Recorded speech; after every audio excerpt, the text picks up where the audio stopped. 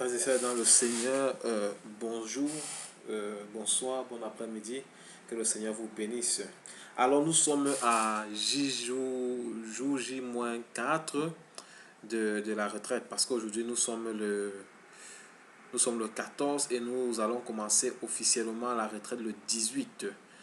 Et que le Seigneur bénisse tous ceux qui s'y donnent, que le Seigneur bénisse tous ceux qui, d'une manière directe ou indirecte, participent, soit par des prières, soit pratiquement à l'organisation de cet événement voulu par le Seigneur. Que le Seigneur vous bénisse énormément. Alors, si je suis devant vous, c'est pour vous encourager, parce que depuis nous sommes dans une semaine de prière, nous sommes en jeûne, afin que le Seigneur puisse déverser son esprit, afin que le Seigneur puisse déverser sa grâce, sa connaissance dans nos vies. Et alors, comme nous sommes à quelques jours de la retraite, je veux encourager qui le fait déjà et encourager aussi à faire ceux qui ne le font pas, ce dont je vais vous dire maintenant. La Bible dit que le Seigneur veut nous rencontrer. Et dans les sujets de prière, la Bible demandait de se préparer à rencontrer son Dieu. Donc je vais vous donner une des clés pour se préparer à rencontrer notre Dieu. Parce que le Seigneur nous dit qu'il est important de prier selon la volonté de Dieu. Amen. La Bible dit qu'il n'y a qu'une seule personne qui connaît le cœur de Dieu, qui sait le sonder en profondeur. Il s'appelle son excellence, le Saint-Esprit. Donc le Saint-Esprit qui est en nous connaît les pensées du cœur de Dieu, parce qu'il sonde les cœurs et les reins, même celui du Seigneur.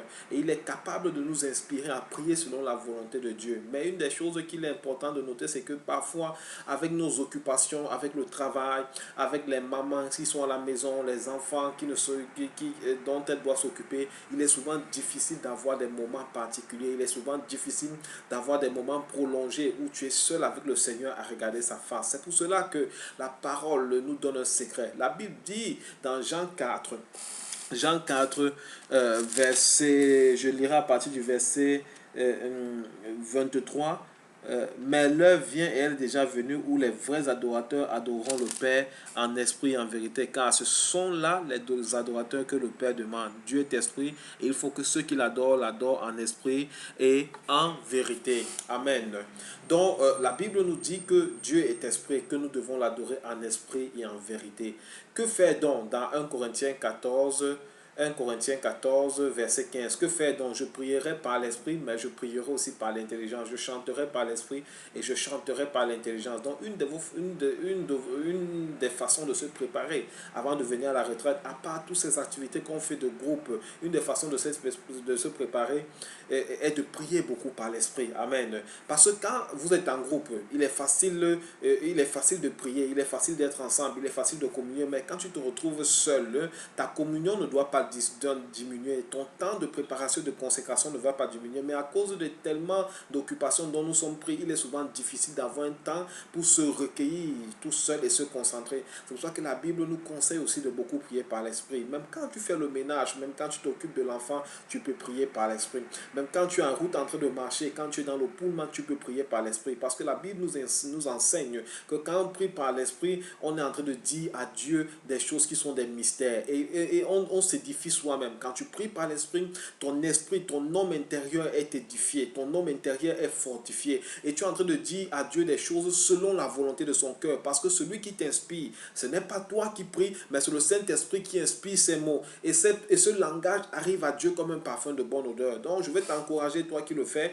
Vraiment, c'est une chose vraiment pratique quand tu es dans le pullman, quand tu es au volant de ta voiture, de beaucoup prier par l'esprit. Et si tu ne sais pas encore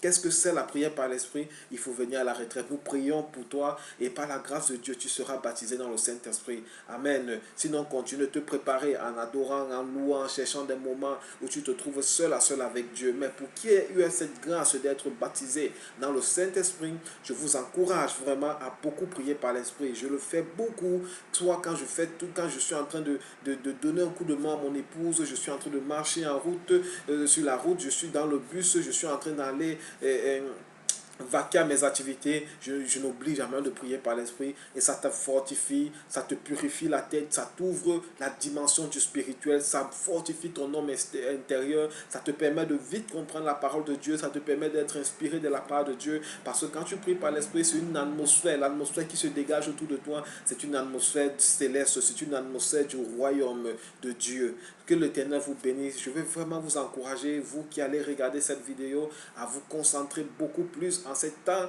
qui sont presque les derniers jours de préparation, à beaucoup prier par l'Esprit, et ça va te prédisposer soit dans l'Esprit, soit dans l'âme à recevoir ce que le Seigneur a pour toi. Que le Seigneur te bénisse, que le Seigneur soit à jamais glorifié dans ta vie. Au nom de Jésus, Amen. Dieu vous bénisse.